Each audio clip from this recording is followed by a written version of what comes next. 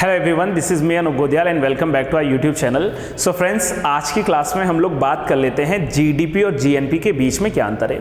GDP का अर्थ है gross domestic product और जीएनपी का मतलब है ग्रॉस नेशनल प्रोडक्ट। देखो, जीडीपी का मतलब अगर हम लोग सामान्य अर्थों में समझें तो किसी भी देश की बात करें, स्पेशली मैं भारत देश की बात करूंगा कि भारत देश में एक वित्तीय वर्ष के दौरान with in a financial year, और वित्तीय वर्ष होता है प्रत्येक साल 1 अप्रैल से लेकर 31 मार्च का जो समय होता है वो वित्तीय वर्ष कहलाता है। तो किसी भी देश में एक वित्तीय वर्ष के दौरान वहां पर उत्पादित जो प्रोडक्शन वहां पर हो रहा है, वहां पर उत्पादित सभी वस्तुओं और सभी सेवाओं का जो अंतिम मूल्य होता है उस देश की सीमा के भीतर, with in the boundary of the nation हम लोग बात करते हैं, तो वो कहलाता है हमारा जीडीपी। यदि मैं इसको एक बार फिर से बात करूं तो GDP or the gross domestic product is the total value of goods and services produced within a country's border over a specific time period, usually a year। और वे ईयर में मैंने जो भारत में बात की है, भारत में इस ईयर को हम लोग नाम देते हैं फिस्कल या फाइनेंशियल ईयर। और जैसा कि मैंने आपसे दोहराया है चीजें कि फाइनेंशियल ईयर भारत में प्रत्येक साल शुरू होता है 1 अप्रैल को, और प्रत्येक वर्ष जो है 1 अप्रैल से 31 मार्च के बीच का जो समय है ये देश का वित्तीय वर्ष कहलाता है। तो इस समय में जितनी भी वस्तुएं, जितनी भी सेवाएं उत्पादित हो रही हैं वो सारा जीडीपी में आएगा।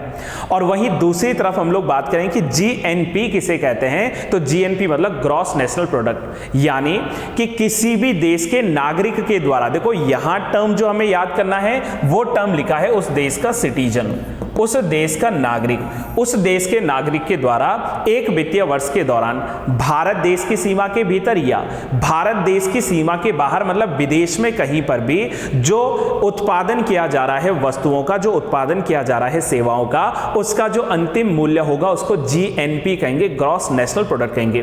देखो, जीडीपी और जीएनपी में क्या अंतर हम लोगों ने समझा। जीडीपी में एक शब्द याद रखना या एक जो है अल्फाबेट याद रखना, that is D. D stand for the domestic. Domestic का मतलब क्या है कि भारत देश की जो बाउंड्री है, सीमा है, अगर डोमेस्टिक बाउंड्री के भीतर प्रोडक्शन हो रहा है तो वो हमारा जीडीपी है। और एन का मतलब है यहां पर दैट इज जो नेशनल हमारे पास में है, यानी कि वो क्या हो रहा है कि एंटिटी देखा जाएगा, यूनिट देखा जाएगा कि भारत का है कि नहीं। तो भारत की किसी एंटिटी या भारत के किसी सिटीजन ने अगर जो है उत्पादन किया है, चाहे वो भले भारत में करें, चाहे वो भले जो है भारत से बाहर करें, लेकिन वो जीएनपी काउंट होगा इंडिया का। चलो इसको एक उदाहरण के आधार पर समझते हैं। पहले इसकी डेफिनेशन देख लीजिए। जीएनपी और the gross national product is the total value of goods and services produced by a country citizen. This is the important line, both domestically and the abroad, Bharat में भी और अब्रॉड में भी, over a specific period usually a year, 1 साल के भीतर जो भी उसने उत्पादन किया। अब इसका मैं एक उदाहरण मान लेता हूं। सपोज करते हैं हम लोग कि भारतीय जो बैंक है एसबीआई का, ये बैंक, अब ये एसबीआई जो भारतीय बैंक है, देखो एंटिटी कहां की है, ये भारतीय बैंक की एंटिटी है, मतलब इंडियन एंटिटी है।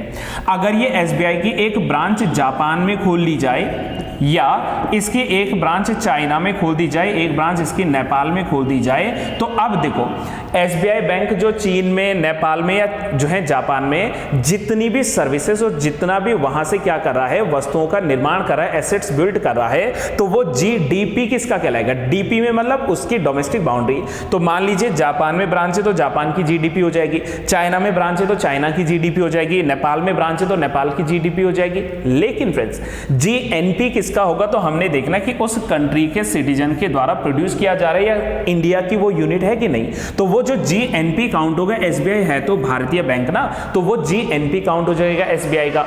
इसी प्रकार से हम लोग जो है एक और उदाहरण देते हैं। सपोज कर लेते हैं कि कोई जापानीज हमारे पास में, कोई भी एक बिजनेसमैन है जो भारत में आकर बिजनेस करता है, कोई जापानी कंपनी है जो भारत में बिजनेस कर रही है, तो जब वो भारत में बिजनेस प्रोड्यूस करेगी तो भारत में जो भी सेवा, जो भी वस्तु उसने उत्पन्न की है वो जीडीपी कहलाएगी भारत की। क्यों? क्योंकि भारत की सीमा के भीतर हो रहा है। और वो जीएनपी कहलाएगा उस जापान के देश का जहां की ये यूनिट है।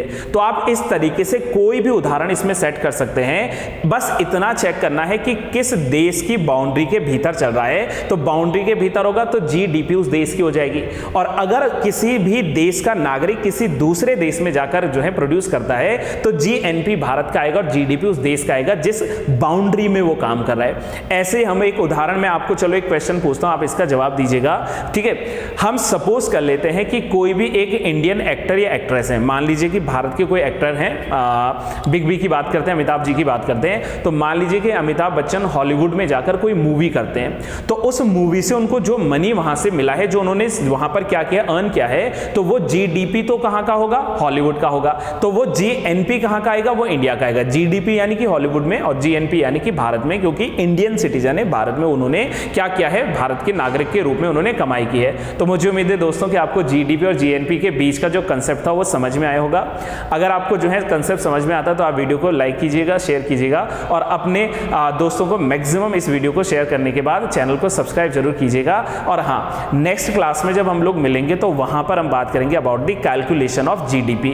अब जीडीपी का कैलकुलेशन कैसे करते हैं। अच्छा, एक और चीज यहां पर यह भी जानी जा सकती है कि जब भी हम लोग जीएनपी की बात करें तो जीएनपी का एक फॉर्मूला आता है, GNP is equal to GDP minus income from abroad. अब ये माइनस में भी जाती है, समटाइम प्लस में भी जाती है। मतलब हमने जो कमाई की उसमें से विदेशी पैसा जितना है उसको हटा देते हैं, माइनस कर देते हैं, तो जो नेट बचेगा हमारे पास वो उस देश की जीएनपी कहलाएगा। तो जीएनपी का फॉर्मूला भी ना भूलें। So guys, this is all for today. Till then have a good day too and keep learning.